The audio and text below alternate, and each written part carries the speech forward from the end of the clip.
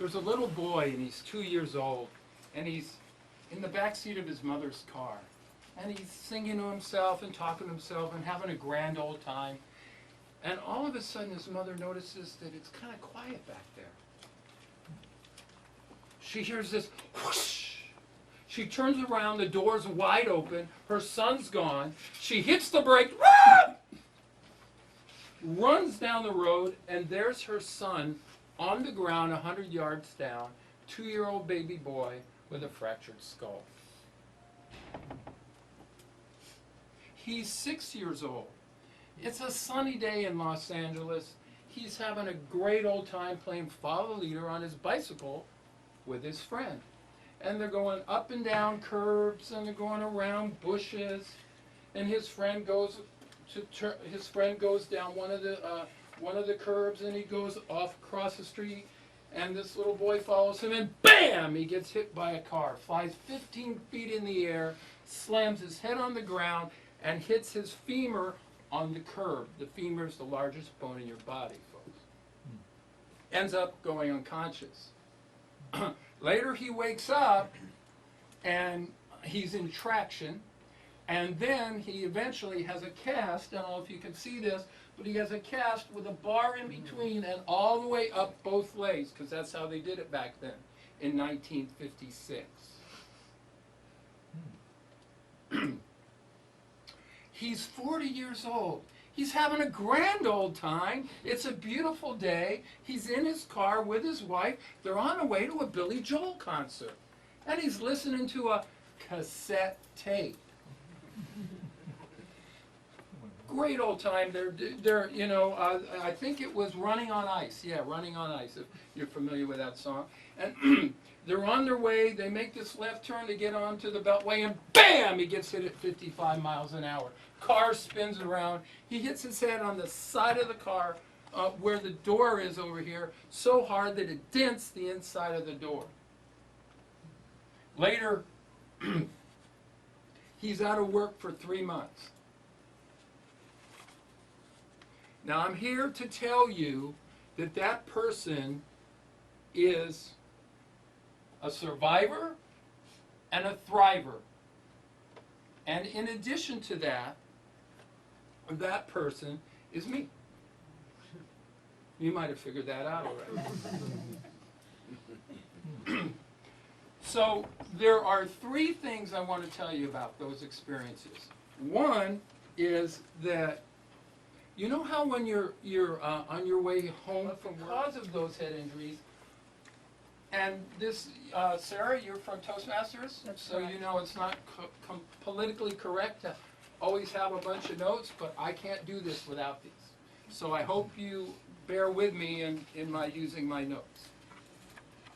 And the third thing is, because of all that trauma, I have something called cervical stenosis. How many know what cervical stenosis is?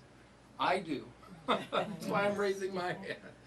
Cervical stenosis is a disease that's caused by lots of head trauma. And what happens is the fluid in your spinal column that you have, it protects your, it's like a buffer or like a shock absorber.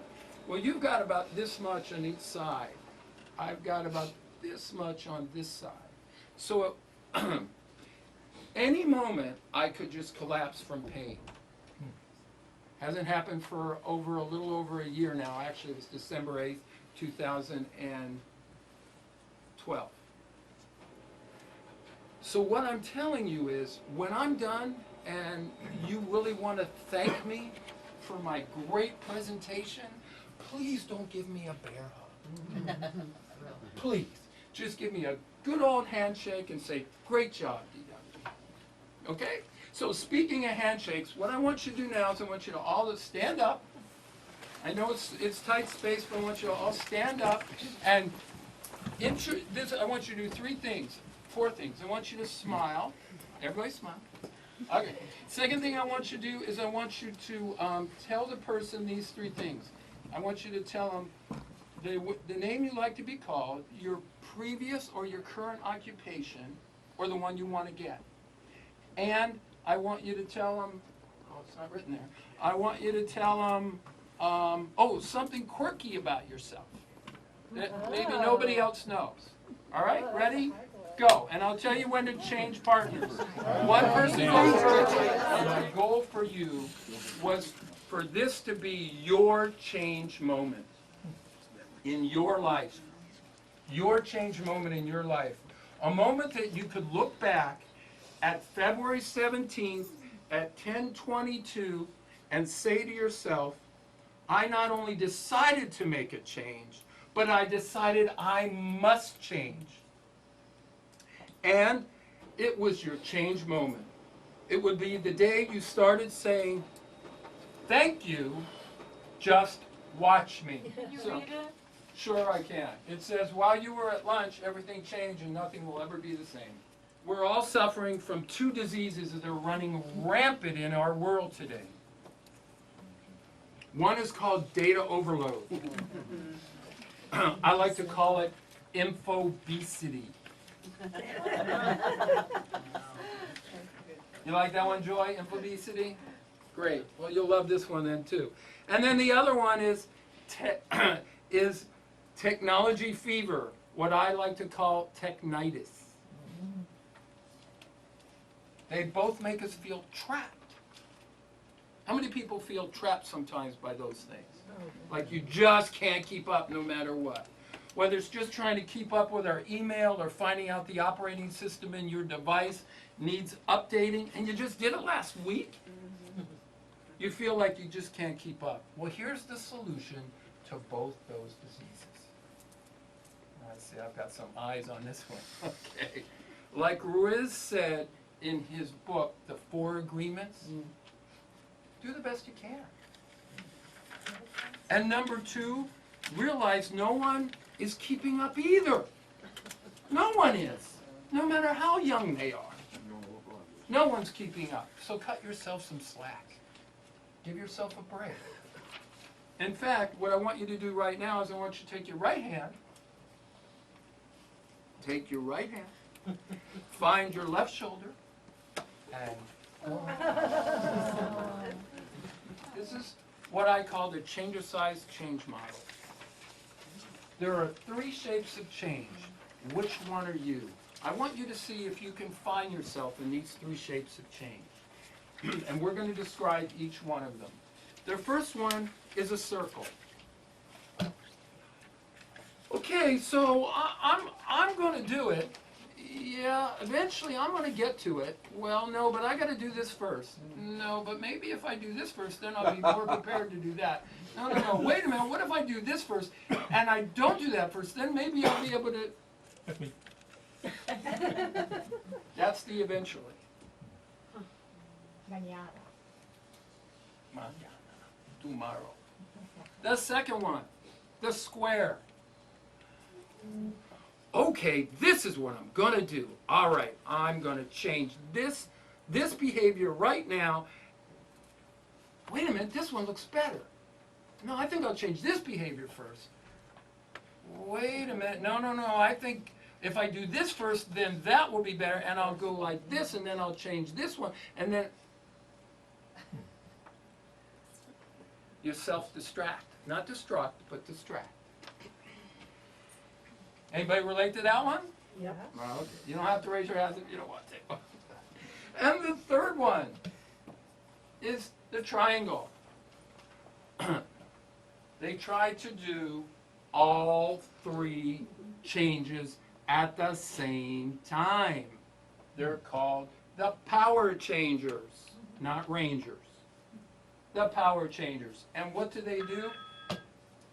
They, like I said, they try to do all 3 things at the same time. And by doing that, they don't succeed at any one of them, and so they're powerless. You put so much pressure on yourself to get it all done at once that you don't get any of it. Get a better job. I want to start my own business. I want to be a consultant. Nothing wrong with lofty goals. But setting them too high too soon sets you up for failure. So here's an example. And this is so well known at this time of the year. People set a goal for New Year's. Their resolution, I'm going to lose 20 pounds in 45 days. And what happens? At the end of 2 or 3 weeks, they've lost 3 pounds, and they go, oh, forget it, this isn't going to work. And boom, they just let it go. Or going to the gym, and they go, you know what, this just isn't working out, forget it. But what if they would have set their goal for 5 pounds in 45 days? And then at the end of 2 weeks, they lost 3 pounds. They actually would be ahead of schedule, way ahead of schedule, and felt successful. So the important thing is not to set your goals too high too soon. What kind of attitudes and what kind of beliefs do you want to change about yourself? Do you want to be able to contribute more to your community or your religious institutions? Do you want to lose those 20 pounds? Do you want to lower your cholesterol? What kind of attitude, behavior, and beliefs do you need to change?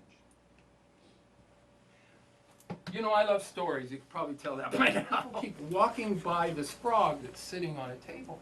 And the frog keeps saying, take me home, and I'll turn into a princess. And people are walking by and walking by. And the frog keeps going, take me home, I'll turn into a princess. So finally Joe walks by and goes, oh, all right. He grabs the frog, puts it in a paper sack, takes it home, gets home, puts it on his kitchen counter. Frog is going, rrr, rrr. Can you tell like frogs? That's a frog cufflinks. Sometimes I wear a frog tie, but whatever. Anyway, so what happens is the frog is in the bag, and Joe makes a sandwich, grabs a beer, and goes in the den and starts watching football. And the frog doesn't understand what's going on. Joe, come on, come and get me, kiss me, and I'll turn into a princess. And Joe just keeps watching the show, watching the game, and all of a sudden, the frog goes, I don't understand, Joe. Why aren't you coming over and giving me a kiss so I can turn into a princess? And Joe finally comes over, opens up the bag, and says, listen, frog, I don't want a princess, but a talking frog is cool. We all want different things. Write down what you want to change. Who you are to be who you're meant to be.